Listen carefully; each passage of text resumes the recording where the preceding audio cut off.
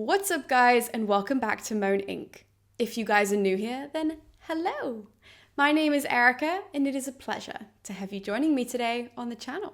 Because for today's video, as you can see from the title, I am chatting to Gareth Harney, author of the newly released Moneta, a history of ancient Rome in 12 coins. Now, I am so excited to get into this conversation today because I actually bought this book after seeing it appear on Dr. Emma Southern's Instagram story. I was really intrigued. I thought the concept of telling the history of Rome through the eyes of its coins was really new and fresh and needed, I think, in particular. I think that coins are something that every ancient history, even enthusiast, is really drawn to. And the idea that we were going to use those as our place markers throughout the history of Rome, I thought was a really, really interesting concept. And let me tell you guys, this book hit all of my expectations and more. It was so enjoyable and so fun and very, very accessible and approachable, which is why, obviously, I had to invite Gareth on the channel because I knew that there was going to be so much to unpack here. And obviously, we won't get to everything in this interview, which is why I do want to encourage you guys to purchase the book via the link in the description below. These interviews are really here because I have some questions that I want answered, but we only ever scratch the surface. So please don't be shy at any point throughout this video to hit that link and to order it for yourself. Now, if maybe the name Gareth Harney isn't as familiar to you as maybe you think it should be, well, you may actually know Gareth via his username, and that's because over on Twitter he goes by Optimo Principi, where he has amassed hundreds of thousands of followers.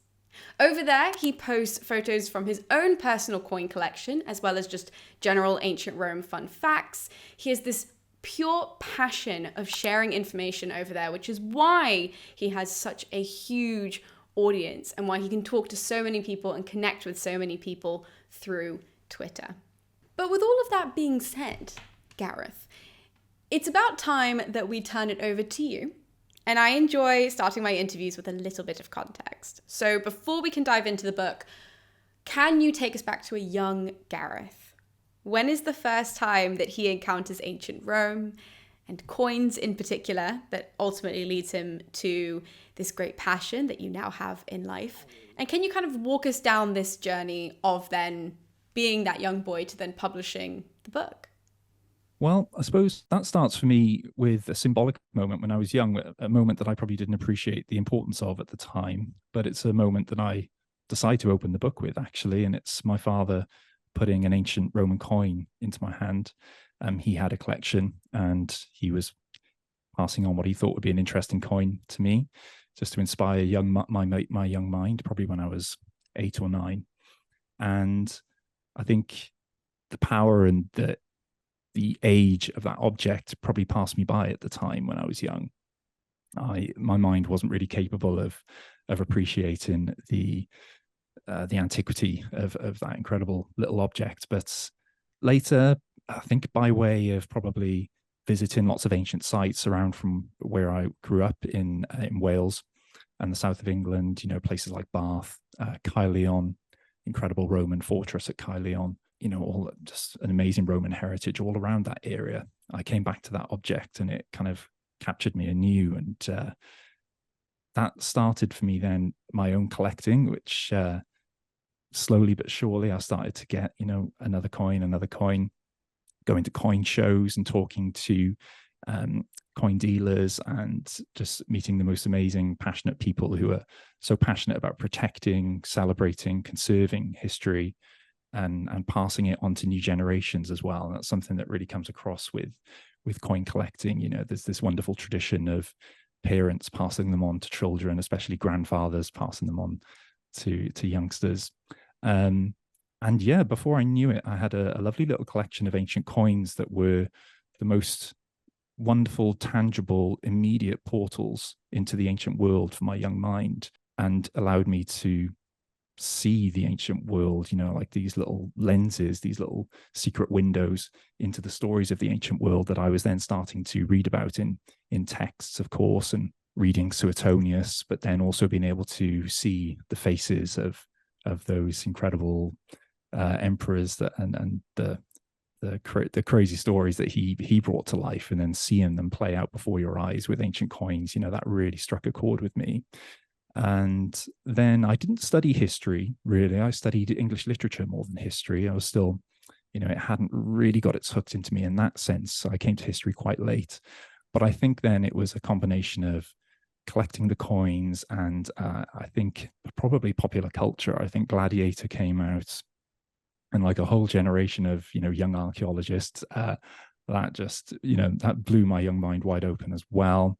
A few other documentaries I think that I saw, and wonderful books that I read at a certain kind of nexus point, things like Tom Holland's Rubicon, just again really made me feel like I needed to experience this incredible world, this kind of almost like this, like a fantasy world that is just under ours. You just peel back the layers, and wherever you go, it's there. The ancient world, certainly in Europe, you just one little layer and the classical world just confronts you. It's just always popping up in the most surprising places. And those surprises, the way the classical world just pushed itself into our lives, just again made me so fascinated with it.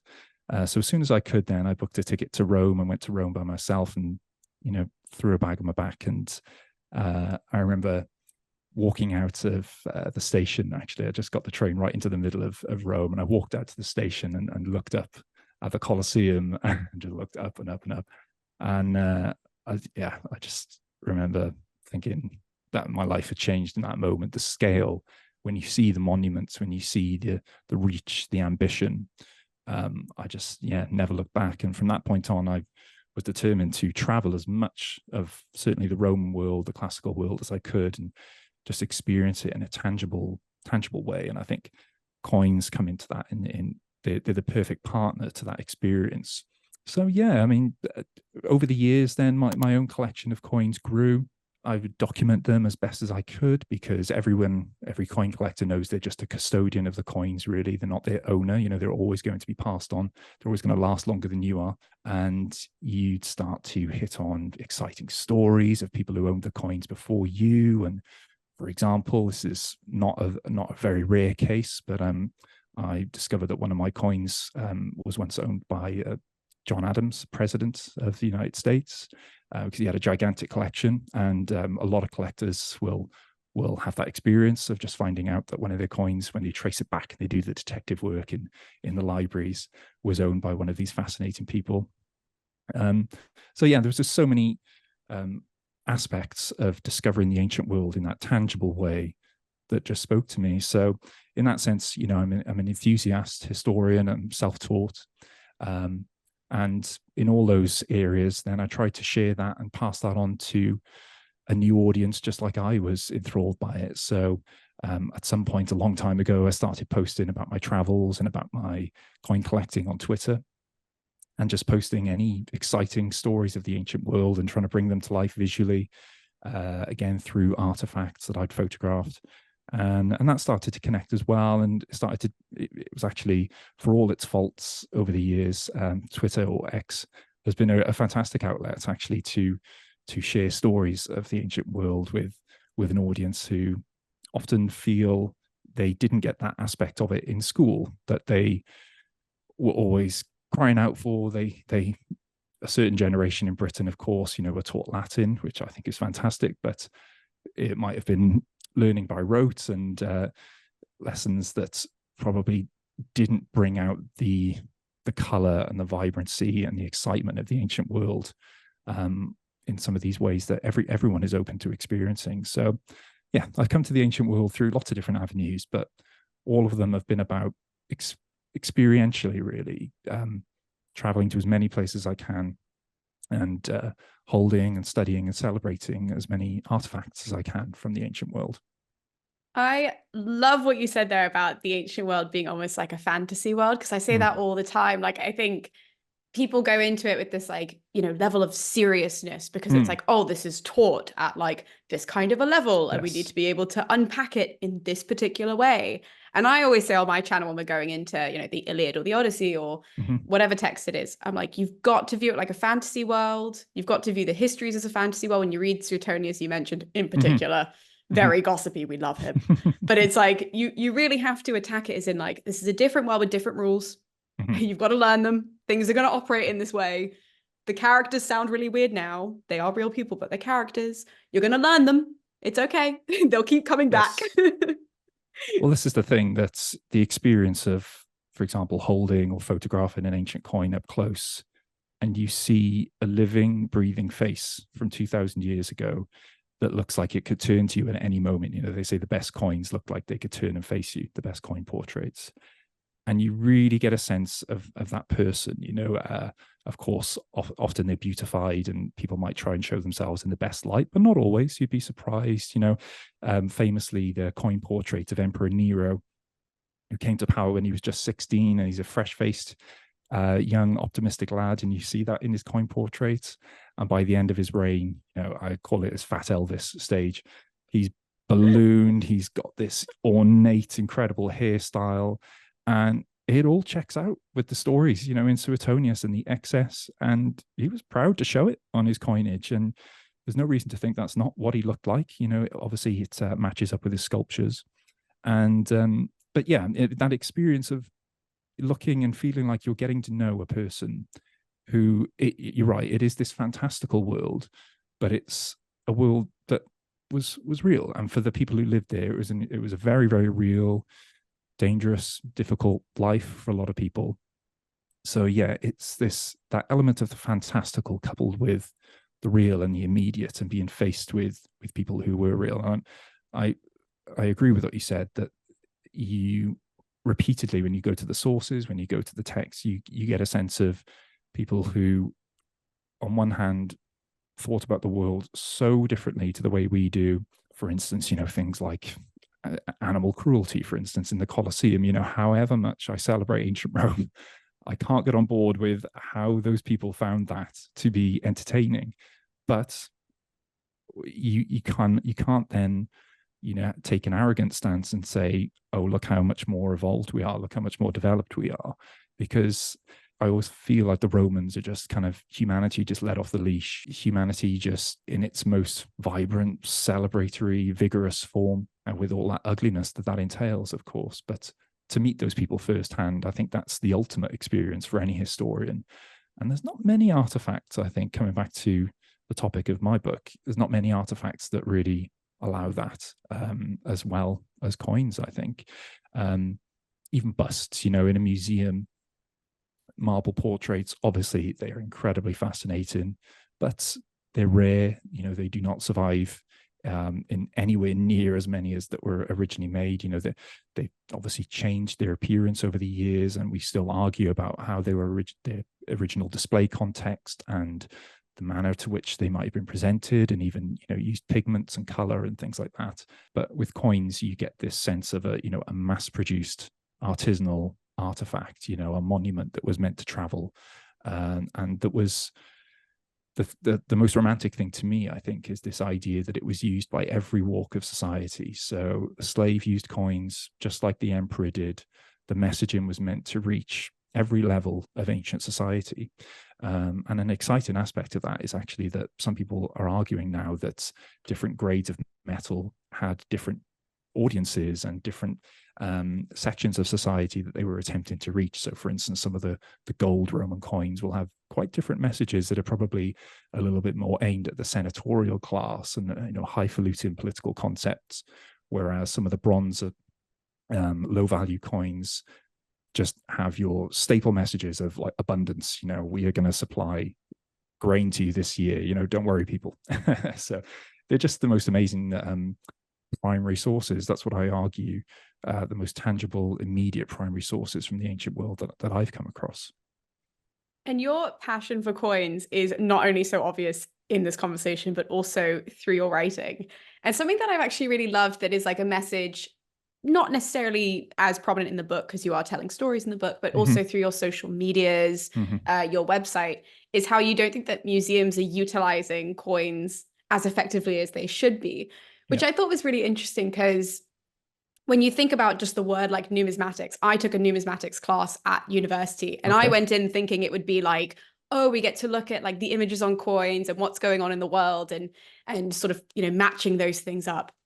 It was not. It was a lot of maths. It was like how much tin is in this coin versus how much of this, because it teaches you about, you know, how much money was actually available. Economy, yeah, of course. Yeah, which was great. But I was like, this was not what I signed up for. So I was wondering if you could kind of unpack why you think that museums are not utilizing coins the way that they should be, but also what you think from your perspective they could be doing better. Yeah, just to give a little bit of background on that, of a key thing that a lot of people don't realize about ancient coins is that they were minted in their millions. In fact, it's not an exaggeration to say minted in their billions if you count the whole ancient world, you know, of over 1,000 years, certainly for Rome. Ancient coins were a mass-produced artifact. They were, at some points in the book, you know, going by some studies, there was an ancient coin struck by a minting team every 3 seconds with multiple teams working on the go, you know, day and night. And this is just at the mint in Rome. So they were made in one particular series of coins, just made by one person. So, for instance, a good example is a series of coins minted by Mark Antony just prior to the Battle of Actium in 31 BC. Some pretty reliable studies because they can get together all the examples that survive today and also get a good sense of how many dies were cut to make a certain series of coins, and then extrapolate from that a good idea of how long the dies lasted, how many coins they were able to strike. And there's pretty reliable estimates that just one series of coins could routinely be up into 10, 20 million coins just for one issue by one person. So, you know, ancient coins are everywhere and they turn up in the most surprising places at the most surprising times. They're an artifact that's found every single day, everywhere in the, well, you know, obviously everywhere in Europe, but they've got much further afield as well. The ancient coins, Roman coins have been found in Iceland. They've been found in China. They've even been found in America in some surprising contexts, but some people think that's probably been faked by some early travelers to America. But my point is they are everywhere, you know, and another romantic thing I think about ancient coins is they're not found mostly by archaeologists. They're found just by the common person. They're found by farmers, by construction workers. Obviously, they turn up in the most gigantic hoards. And Britain is a great place for hoards. In fact, you know, we have hoards of tens of thousands of coins in many museums, and even bigger, the Bath hoard of Roman denarii. I can't remember exactly how many it is, but you know, tens and tens of thousands of coins. Unbelievable the scale at which this artifact survives. So that being the case, you know, museums, a lot of people come from the starting point, especially when they're surprised how a member of the public can collect this ancient artifact. You know, they come from the starting point that it is an artifact akin to statues or to frescoes, you know, and they see it as some sort of illicit activity. But even for me, as one of the biggest defenders of coins you'll probably come across, coins are not statues. You know, they are not any other ancient artifact that is unique in itself. Each coin is unique because it's a handmade work of art made by a team. And even, as I say in the book, this is true that 2 coins struck by the same team with the same dies 3 seconds apart will be totally different. They'll have a different appearance. They'll look different on the die. They'll be off-struck, you know, to a different direction because they're wonderfully imperfect ancient coins. So, you know, they are an artifact that is uncovered all the time, and you can't start from the assumption that museums want to protect every single ancient coin. Of course, they do not have the facilities to do that. Museums do incredible work to conserve and document a lot of the ancient coins that are found, especially big hoards now, which they are more interested in because of the economic information it can tell you about a particular time period and what coins were circulating and why people were hoarding certain types of coins in certain years. And, all of that is incredibly fascinating. As you said, the metal content of coins as well can tell you a great deal about the health of the economy and debasement, which is, a fascinating aspect of ancient coinage.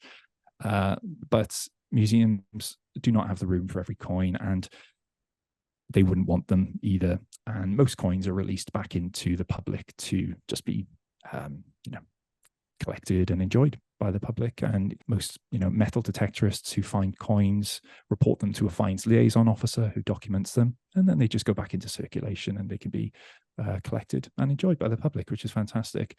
And collectors who often do so much to document and, again, conserve these in a manner that, and this is no blame to museums because of their very limited resources and just the scale of the amount of things they need to protect, but collectors can often do so much more to conserve coins in that respect. But museums are really up against it because, let's say, go to the British Museum, of course, just an example of one of the great world museums. Most world museums will have gigantic collections of ancient coins. We're talking hundreds of thousands of ancient coins. And I've been to the study room in the British Museum many times to enjoy them. And dare I say, I might be wrong on this, but some of the trays that I've delved into, I sometimes wonder how many years it's been since the last person has even gone in and looked at these coins. There's been a lot of great work done recently, of course, to photograph and document and make sure they're on top of their collections and they know what's what.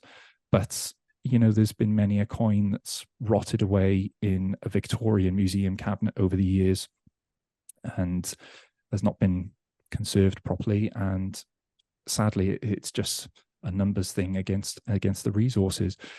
It's very difficult. Museums, they have this, the essential conundrum of coins, of course, is that they are tiny objects by definition, very hard to display effectively, a two-sided object, and hard to contextualize for the general public, just the visiting public who want the big names and who want to learn about the big, exciting stories. Now, those things are on coins, but if you can have a coin cabinet bringing these things to life, or you can have that gigantic statue, I would probably pick the statue for the visiting public as well. So coins often end up languishing in the back rooms, and most museums, especially the British Museum, display about 0.1% of their collection to the visiting public, and it's just that's just a fact of how many they have. Of course, their collections serve this kind of encyclopedic purpose. They're fantastic for people studying, just seeing the survival rates of certain coins. But by definition, coins are just so difficult to bring to life, and I think this is where things like high definition photography and things that I'm trying to really bring to the fore a little bit more have just brought coins into, and the internet, of course, have connected up collectors and brought coins into a whole new world, into the 21st century, I should say, in a really exciting way. So, now I'm not the only one, but there's photography that can be done of these coins that can just I almost think they look like planets sometimes. You see every tiny little detail. It's like an photography of this coin. I've just been editing some this morning, actually, some of my recent photographs. And you can see the lines of the hammer strike where the hammerer hit the coin, 2,000 years ago. You can see the toning and this beautiful purple rainbow coloration of sweat of fingers that have held that coin over 2 millennia. It's just incredible. And you see these objects as living things. They're changing, their colors are changing over the centuries as well, because silver mainly is a wonderful reactive metal that tones so much. So it's difficult. Again, I think museums do a wonderful job on the whole to conserve the great world collections, but increasingly, I think collectors and enthusiasts, people like me, are often more so, at the forefront nowadays at actually doing the work to celebrate these objects, to photograph them, to document them in an impressive and meaningful way, and bring them to a new audience and tell people why these are such incredible storytelling devices. And again, in remarkable primary sources from the ancient world that in some ways are almost superior to text, because they have different biases of their own, but they're not always biased for a leader, not always biased against a leader. And you can often, there's been so many things that have been confirmed by a coin, which has celebrated, I don't know, a victory or something, that or a dating evidence, of course. Coins have often been called just well-dated pieces of metal because they give archaeologists such a great firm dating thing. But I do say in the book that, they risk being reduced to just that. There's so much more than this is something that happened at this date. They can tell you so much about the foibles of a leader, their neuroses, the things they were worrying about, the people thinking about them. They're just this incredible microphone between the leader and his people, the state and its subjects. So yeah, they're fascinating on every level, and museums are up against it, but I respect what they do, but also I think increasingly we need to celebrate the enthusiast. And just again, they're just the only ancient artifact that can be freely collected by the general public. I mean, that is just unbelievable in itself. I was a school teacher for many years, and I had a wonderful collection of ancient coins. And I can't imagine a better resource to get out and inspire young minds. And I did this a few times, allowing school children to hold a 2,000-year-old artifact and enjoy it. And you see just the disbelief on their faces of holding something so ancient and so special. And, dare I say, that experience might stick with them more than some of the other kind of drier lessons that we subject them to.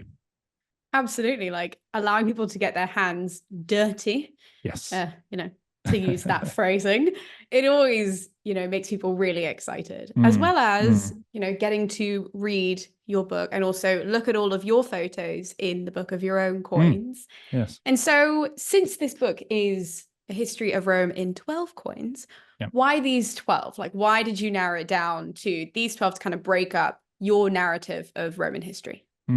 Well, it was one of those things that evolved, really. It just kind of came to me as a number that had just a lovely kind of poetic nature to it. I was thinking of the 12 Olympian gods, and it was just a manageable number. And the 12 months, like the Roman calendar, which they established. So that number just kind of came to me naturally. But what I started to realize was, as I celebrated coins over the years and told so many stories and backgrounds of coins and researched and even made new discoveries, like an amateur can make exciting new discoveries researching some coins that aren't very well understood.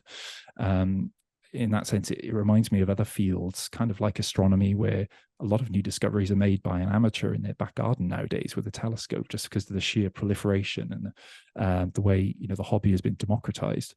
But yeah, in telling some of those stories over the years, I started to realize that you could connect up some of these coins. Obviously, they minted coins continuously through the whole Roman Republic and Roman Empire. You could connect those up and start to make quite an exciting narrative of the Roman world from its rise and fall. And that started to appeal to me, that idea.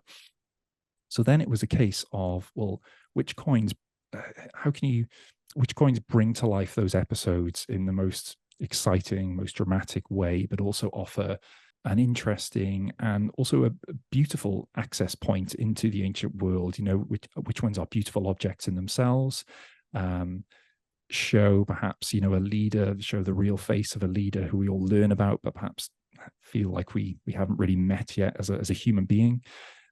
So the coins needed that element to them as well. And there was a few non-negotiables when I started planning out the narrative, of course. Maybe the one on the cover of the book is an obvious one there. We have the Roman Colosseum on its opening, celebrated on a beautiful bronze sestertius. And there we have, for many, the physical embodiment of the Roman Empire. If you ask the person on the street what they think of when they think of the achievements of Rome, or what's the first image or building that comes to their mind, a lot of people are going to think of the Colosseum, that physical manifestation of the might of Rome, bringing in animals, slaves, gladiators from all over the empire, to die in this ellipse of sand. It's such an evocative and things and places and people that have had this ongoing life over time as well. Because as I said, I love the way the ancient world intersects with literature, with art, and with famous people of the past as well. And obviously the Colosseum has been this incredible inspirational ruin, an evocative inspiration for poets, and Byron, of course, taking poetic walks around the ruined Colosseum with all its garlands of hanging ivies. In the Middle Ages, of course, it was a fortress and a church. So these things that have an afterlife, I'm always looking for coins that have multiple lives. They had an ancient life, and then they inspired someone maybe in the Renaissance, or helped with some identification of a person, things like that. So that was a wonderful coin. Obviously, I needed a line of chronology that will take us through the story. So they needed that interconnectivity as well, and one coin needed to lead into the next. And I found a way of doing that quite quickly, and found that there was just so many options. In the end, I was absolutely spoiled for choice. Another non-negotiable was the coin surrounding, of course, the assassination of Julius Caesar on the Ides of March, 44 BC. And in this area, I say in the book that coins, they didn't just tell the story, coins became the story. This was one of those moments in ancient Rome where the coins actually, if you were playing Cluedo, coins were part of the evidence. These were the bits that would incriminate and would reveal motive, especially around the assassin, Brutus. So that kind of turned into I'd done a really fun thing online the year before where I had done the live version of the Ides of March, and told the Ides of March from dawn until dusk, really, and exactly minute by minute what happened, because we're so lucky that so many authors wrote about the Ides of March, and contemporaries described their versions of the day, mostly intersect quite well. And if you put on your detective's hat, you can kind of figure out a good chronology of the day. So I'd really thought a lot about the Ides of March, and again, the motives behind the people involved, and the arrogance of Caesar, dismissing his bodyguard and striking his face on a coin for the first time. Of course, his living portrait, which was one of the key things that offended the assassins, which is often overlooked in a lot of discussions of the day. So yeah, coins brought that to life so well. So then it was just, the birth of coinage, or the first coin for the Roman Republic. The first silver coin for Rome was just the most perfect. I couldn't have planned it better. And this is the thing with Rome. They had a wonderful eye for branding and, marketeering themselves. And the first beautiful silver coin that they struck in Rome has the wolf and twins. And underneath it says Romanorum. This is a product of the Romans. We are the Romans. They're basically announcing it to the world in the 3rd century BC. So they really made my life very easy. There was just so many beautiful coins to choose from that shone a light on an incredible moment, of course. And then, there was things that I knew I needed to talk about: the battles of the Republic, the Punic Wars. Well, lo and behold, right at the height of the Punic Wars in 211 BC, as Hannibal is knocking on the doors of Rome, they strike their first ever Roman denarius. And they invent this new denomination which would dominate world trade, not just for the remainder of the Roman Empire, but right up until today. The amount of currencies that come from the word denarius, dinar, of course. But it would just become synonymous with coins itself. Of course, the Arab world would later call their money just after the Roman denarius. When you thought of money across much of the world, that's what you thought of. It was the most definitive coin probably ever made, and the most successful coin in the history of humanity, I would say. So my job was made very easy picking some of the coins. A few of them, it was mainly battles between multiple coins that I thought were so beautiful, had such amazing stories, and I had to make some difficult choices. But all my favorites got referenced at some point in the text. So I managed to make it work. Just to preface this question, because I don't want it to come off as being like aggressive, I loved your book and I thought it was really, really fantastic. As someone who studied, for my undergrad, sure, I don't have anything higher than an undergraduate degree, but still, as somebody who can read the Latin and the Greek and knows the history, I loved the book, and I thought it was so good for a public-facing audience to get them excited and to access this stuff. But I was wondering, because you're an enthusiast, were you ever nervous to write and publish the book? Like, were you ever like, can I write this? Yeah, absolutely. But one of the things that I mentioned in the book is that inadvertently, really, a dedicated enthusiast for ancient coins, and this is one of the amazing educational powers of these artifacts, is that after a few years, you realize you've got pretty good Latin from reading the legends and the grammar and everything that goes with coins without trying. You've learned all the Roman emperors and the deeds and the dates. You've learned the geography of the ancient world and the cities that they were minted. And a few people have noted that coins really give you a dedicated enthusiast for coins can develop their own and enjoy their own classical education, really. Like you said, getting your hands dirty classical education. And by its nature as well, it's quite a niche area. So while I would by no means class myself as on the ranks of some of the world experts in coins, but you start to realize that you, in enjoying this topic and in handling these coins and researching them for years, you have some great stories to tell. And the coins are there; they're physical objects. They can't be argued with, really. Of course, you can debate the propaganda behind them, but they're there to be celebrated. And like as we said earlier, so many of them are locked away. So many of them are just in dusty encyclopedic books, which are not going to get the public excited. But then here's this artifact that's collected and found by the public. So it's more, I felt, nervous at first, but more kind of responsible, really. And that, I'm a younger person who's excited about this area of ancient art, and there's not many of us. So I started to feel more of a sense of responsibility that there's not many people writing about these and celebrating them. So I was happy to do that when asked, and obviously just love talking and writing about ancient art in any aspect, but especially ancient coins. So yeah, it's just one of those areas that I think everyone would like their specialist area to be more celebrated than it is, of course. But it's just one of those areas that I think could be brought to life in such an exciting way for people. And another thing is that, we still use coins just for now. We still use them the same way they were always used. So many ancient artifacts, we look at them, kind of confused by what's the context of this? What did it mean? How did they use this? Who knows what a Roman dodecahedron does? We have no idea. But ancient coins were just used the exact same way they were today. You had them in your hand in the market, you argued, you debated. And if I put a coin in the hand of a young person today, on the whole, they'll know what it is. They'll know how it's used. They'll know the context and what it's a unit of value. It's a unit of wealth. It's wealth made physical. And enough of them can be life-changing to you. Of course, back in the day when coins were wealth, coins were money. That's how money existed. So they're one of those artifacts that not only exists in great quantities today, but is still used the exact same way that they are today. That they always were. So I just, always felt this sense of frustration, really, that it was my job to make more people excited about these incredible things that are everywhere. You can't escape them.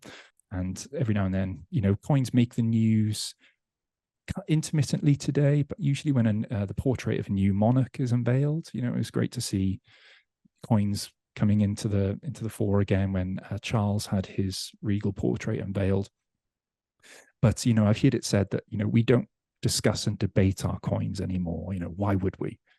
Coins have just had the same repetition, the same cycle of designs and Britannia, these kind of well-worn figurative designs for centuries now, really. But coins to the ancient world were so much more.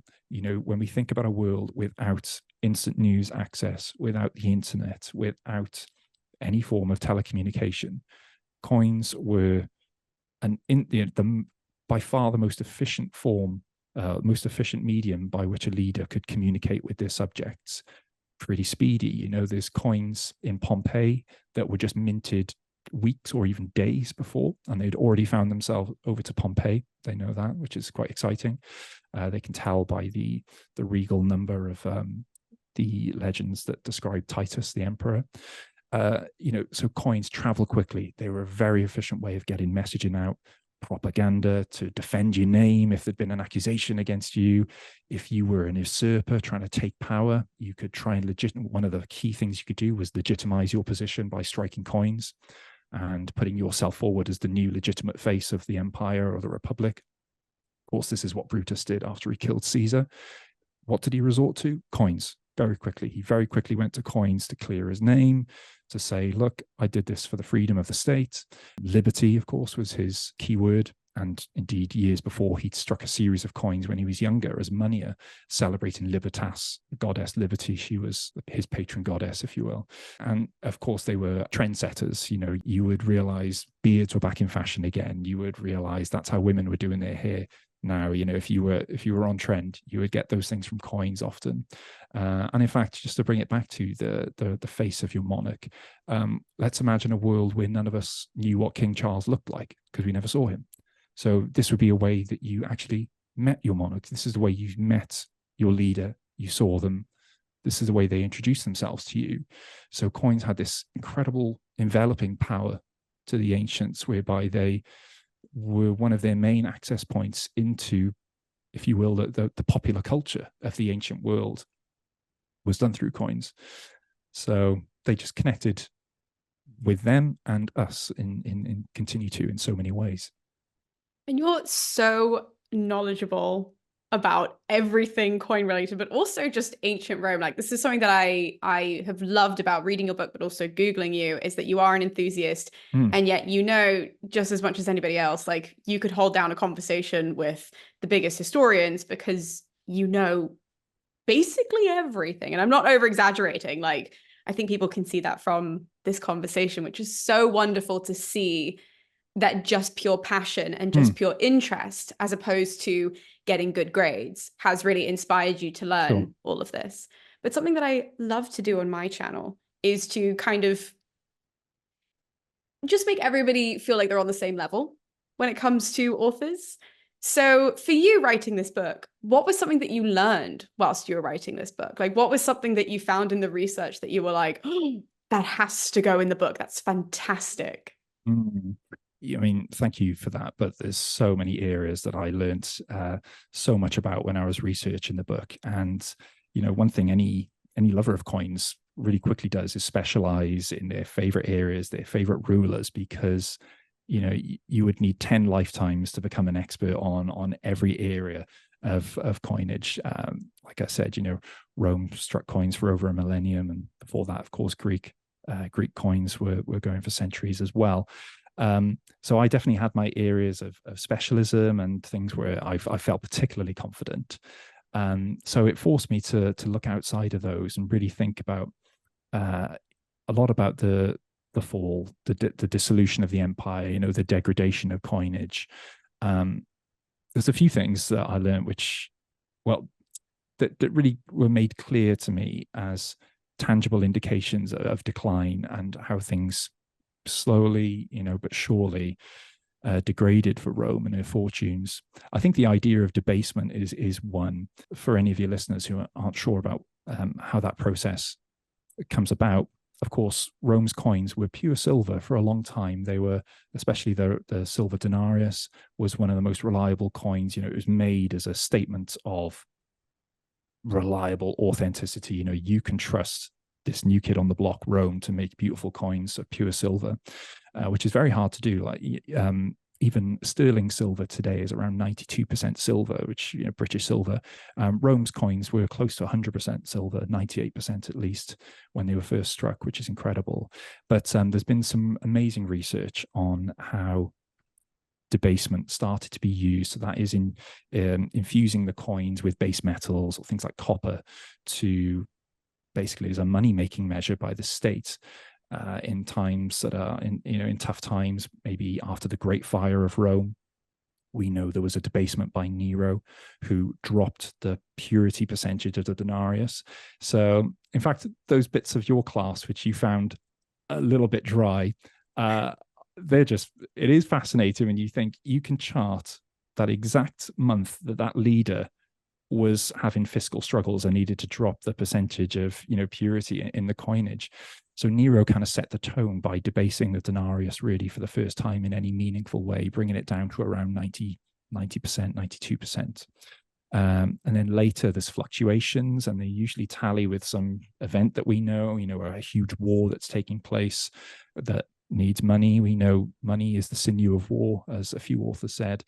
But then the speed at which things declined really I was shocked by, and this really brought it home to me in my research.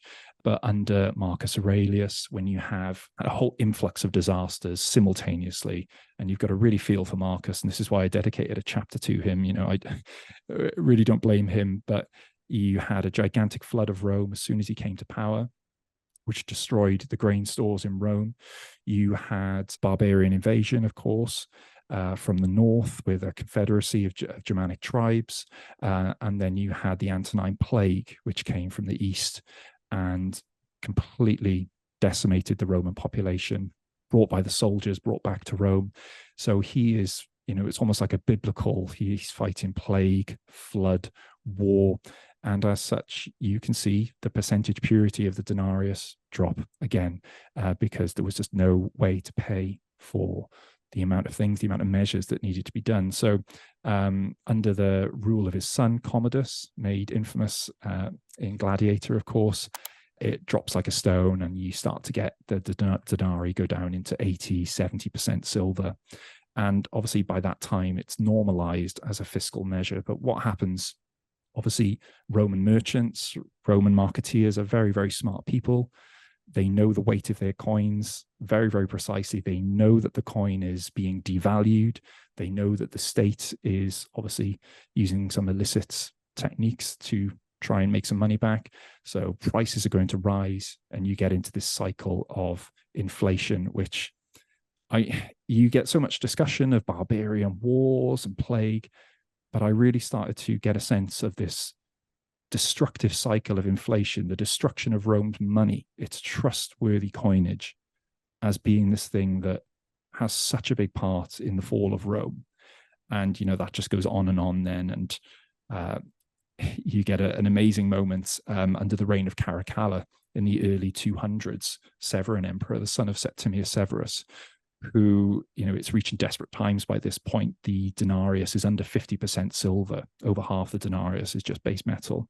So he does this incredibly tricksy thing, which I think sums up, again, his attitude towards leading the empire. He invents a new coin named after his family name, the Antoninianus, and he describes it as a double denarius. He calls it 2 denarii, this beautiful big coin. And, here we are, everyone, we've got a new coin. This is going to set the economy back on balance.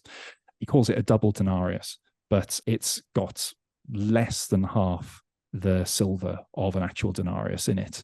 So the coin basically is a con. It's a lie. It's a fraud against the Roman people. It's to be precise, it's got under 1.5% silver that you would expect. It's not a double denarius at all. So again, this would come out. The merchants would discover this, but it fed this cycle of distrust from the Roman people, of course. So then they are going to raise prices more. They're going to withhold their products. They're going to hoard the older coins, which they know are higher quality, because the bad money is going to drive out the good. Of course, you've got that economic truism that you see happening again and again, actually, in Roman history, that people are going to hoard the higher quality coins and spend the coins they know are low value at their face value. So you start to get these gigantic hoards of the old, nicer coins. But what that does, of course, is drive the quality coins out of circulation even more, so that the state has to make and strike a huge number of these lower quality coins, and it just feeds itself. And as I was writing, you always get anxious at this horrible, destructive cycle that Rome got itself into of destroying its own money. And you get a sense of how important a quality currency is to the success of any state. And there's so much that Rome could have survived, I think, but she couldn't survive the destruction of her own money and the destruction of the faith in her money. That really came home to me writing the book. And just one more, if you will. I was a bit wary of writing about Constantine the Great and thinking, wow, this is such a big topic, the introduction of Christianity into the empire and how that might have been done through coins. And that ended up being probably my favorite chapter of the whole book to write, because probably at the same level as those coins illuminated the events around the Ides of March, and you really felt the coins were integral to the story around the death of Caesar. obviously coins showing the face of his assassin and showing the daggers that did the deed and things like that. Coins really came to the fore in shining a light on Constantine's personality, who I think is such an enigmatic figure and is often just dismissed as, oh, the first Christian emperor, but he's so much more interesting than that. When you start to get into, after he claims sole power again in 312 at the Battle of the Milvian Bridge, he defeats his only rival left, well, his only rival in the West, Maxentius, and he starts to use coins straight away to establish the type of ruler he wants to be. And of course, on the eve of battle, he's meant to have seen this blazing cross in the sky, and he's meant to have seen this message, by this sign you will conquer. And by all accounts, he did make his soldiers paint the Chi-Rho, the Greek letters of Jesus' name, on their shields, which did involve a little cross, actually, if you look at the design. I think if you asked a normal person on the street what they would expect to see on Constantine's coins, I think they'd expect to see crucifixes, wouldn't they? They'd expect to see beautiful celebrations of Christianity. And it is so much more subtle and so much more of a slow burn, the way Christian imagery was very, very cautiously brought into the imagery of the state. Whatever, Constantine is famous, of course, for his deathbed conversion, but in the decades, because he had an incredibly long reign of over 30 years, which was kind of second only to Augustus, the first emperor, when you think about it. It's amazing. Through that 30-year period, when you look at his coins, I discovered, and I kind of knew this, but it just brought it home to me, that there's no imagery of Christianity at all on Constantine's coins. There's studies that suggest probably at the start of his reign, maybe about 10% of the empire were openly and active Christians.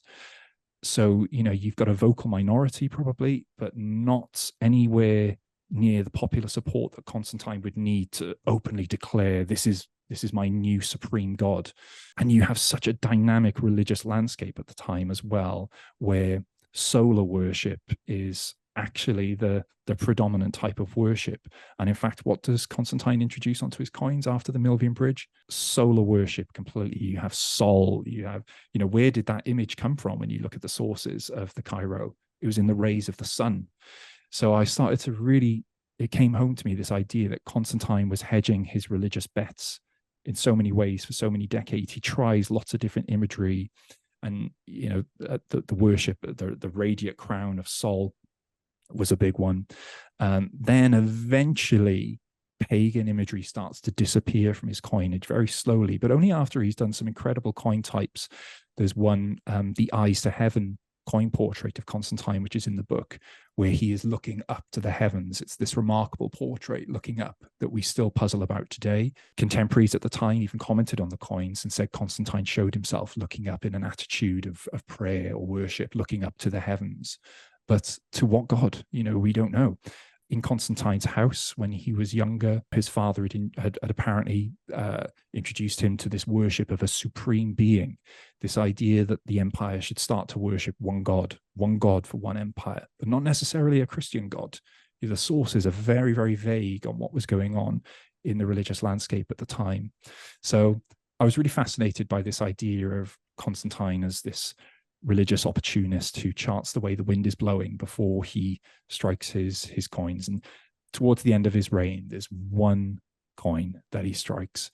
And even then, it's not this open celebration of Christianity, but it's his banner that he made for his battles that he was told, conquer by this sign.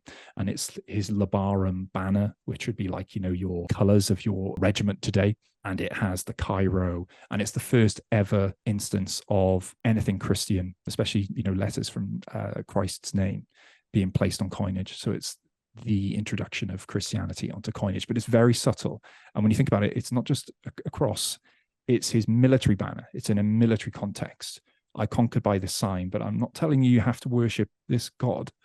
So even then, his imagery, and by the way, that's what I meant to say, it finishes with him sagging into just military coins, a militarized empire. There's lots of fortresses, camp gates, 2 soldiers standing guard, a soldier riding down a barbarian. The pagan gods slowly disappear during his 30-year reign. So when I embarked on that, I thought it would be more sudden. I thought, when I look at the dates on these coins and study them a bit more, you'll see this open acceptance of Christianity, but I really started to feel like I was getting into Constantine's mind by looking at his very slow and cautious adoption of Christian imagery into his coinage. So that was kind of a new, exciting discovery for me. That's absolutely fascinating. And it goes without saying, you guys can find the book linked in the description below. Please don't be shy to go and order it so that you can read way more all about that. But for people who are now just checking out that link, have it now open, they're going to go to Amazon or Waterstones, or lots of my audience are in the US, so people who are ordering the book. What is it that you hope, like just sort of like, you know, a very simplistic kind of hope that you want people to walk away with when they have the book? So just one sort of message is in, like, you know, that they can keep going on their nerdy journey with. Well, as I do say in the book, it's not a guide to collecting at all. I was very cautious about, you know, not setting out to do that, because there's plenty of great ones out there and there's great coin collecting books out there. My main goal was to make a celebration of coins as sources, and to make the type of book that I felt was lacking from my own bookshelf. I just wished it was there, and eventually I kind of bit the bullet and had to make it. A celebration of the immediacy and the tangible power of coins to bring the ancient world to life. If that then leads a reader to go to a local coin show and do one of the magical things that you can do at a coin show, and handle all the coins and handle an ancient coin and go, wow, and ask, is this really ancient? And be told, yep, it is. If it leads to, you know, those types of moments for a reader where they feel like there's a whole corpus of ancient art that they didn't really know existed, and then go out and investigate it a little bit more, I'll be happy. Some readers might then even think, could I start a collection of coins? Yeah, absolutely you can. You know, there's so many wonderful places where you can get a Roman denarius of your favorite emperor from a legitimate, you know, dealer that might have been in collections for decades for £25. You know, it's something that anyone can be involved with. So just as the hobby and just as the world of ancient coins has been democratized in the past few years with the internet, you know, I've just come back from a few days in the Bodleian in Oxford researching old coin catalogues, as I sometimes do every now and then for fun. I'm weird that way. But you just see just how everything was in print, and it was so difficult to catalog everything. And if you had a coin you were researching, guess what you had to do? You had to go to a library. You had to spend a few days in there and look through every coin catalog.